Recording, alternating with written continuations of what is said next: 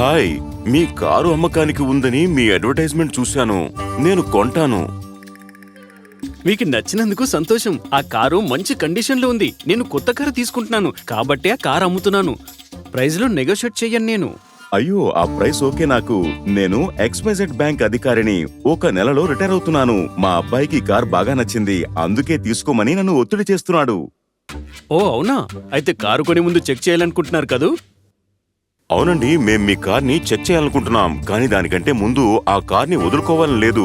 కాబట్టి మీకు token amount పంపిస్తాను. నా బ్యాంక్ డీటెయిల్స్ ని SMS చేస్తాను. టోకెన్ అమౌంట్ కింద 10,000 రూపాయలు NFT ఆన్లైన్ ట్రాన్స్ఫర్ పంపించవచ్చు. డీటెయిల్స్ వచ్చాయండి. మీకు అమౌంట్ ని ట్రాన్స్ఫర్ చేస్తాను. థ్యాంక్ యూ అండి. డబ్బుని ట్రాన్స్ఫర్ చేసేందుకు 10 నిమిషాల నుండి ప్రయత్నిస్తూనే ఉన్నాను, కానీ ట్రాన్స్ఫర్ అవ్వడం లేదు. నేను మీకు మొబైల్ ఫోన్ నుంచి QR కోడ్ పంపిస్తాను. దాన్ని స్కాన్ చేయండి, అప్పుడు నేను ట్రాన్స్ఫర్ చేయగలను. నేను QR కోడ్ ని స్కాన్ చేశాను, కానీ ముందుకు ప్రొసీడ్ అయ్యేందుకు నా UPI పిన్ అడుగుతోంది. కరెక్ట్ గా చెప్పారు. మీకు డబ్బు రిసీవ్ అవ్వాలంటే మీ పిన్ ని ఎంటర్ చేయాల్సి ఉంటుంది.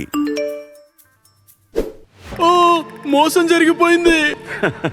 అప్రమత్తంగా ఉండండి. QR కోడ్ ద్వారా జరుగుతున్న మోసాల నుండి కాపాడుకోండి. చేయవలసినవి: QR కోడ్ ని ఉపయోగించే ముందు వాటి పట్ల అవగాహనని పెంచుకోండి. మోసకారి లావాదేవీల గురించి మీ బ్యాంక్ వారికి తెలియచేయండి. మీ దగ్గరలో ఉన్న సైబర్ క్రైమ్ పోలీస్ స్టేషన్ లో జరిగిన దాని గురించి రిపోర్ట్ చేయండి. National cyber crime reporting portal cybercrime.gov.in కి రిపోర్ట్ చేయండి. చేయకూడనివి: ఇతరుల నుండి డబ్బు రిసీవ్ చేసుకోవడానికి మీ UPI పిన్ ని ఎంటర్ చేయకండి. డబ్బుని మీరు పంపించేటప్పుడు మాత్రమే UPI పిన్ అవసరం ఉంటుంది. పేమెంట్ ని రిసీవ్ చేసుకోవడానికి QR కోడ్లని స్కాన్ చేయాల్సిన అవసరం లేదు. పేమెంట్ ని పంపేందుకే QR కోడ్ ని స్కాన్ చేయాల్సి ఉంటుంది.